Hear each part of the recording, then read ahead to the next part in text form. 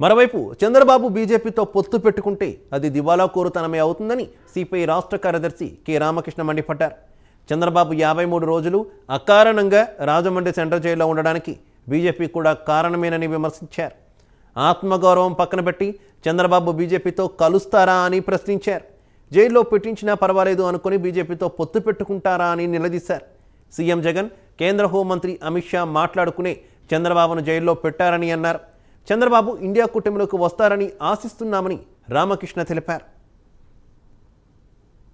రాష్ట్రంలో మేము ముందు నుంచి కూడా ఒకే లైన్లో ఉన్నాము. గత 3 సంవత్సరాలుగా మా పార్టీ చెప్తున్నది ఏమంటే కేంద్రంలో నరేంద్ర మోడీ ప్రభుత్వాన్ని గద్దెదింపాలి, రాష్ట్రంలో జగన్మోహన్ రెడ్డి ప్రభుత్వాన్ని సాగనంపాలి.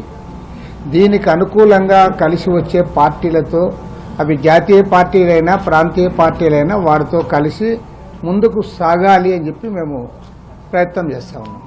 అందులో భాగంగానే ఇటీవల కాలంలో దేశవ్యాప్తంగా ఇండియా కూటమి ఏర్పడి ఇండియా కూటమిలో ఉన్న పార్టీలన్నీ కూడా దేశవ్యాప్తంగా 1-to-1 కంటెస్ట్ ఉండాలనే దాంతో ముందుకు సాగుతూ ఉంది.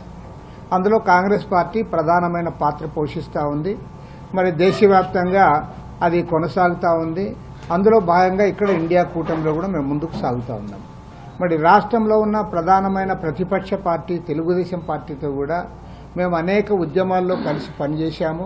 కాబట్టి తెలుగుదేశం పార్టీతో కూడా మాకు సత్సంబంధాలు ఉన్నాయి. కాబట్టి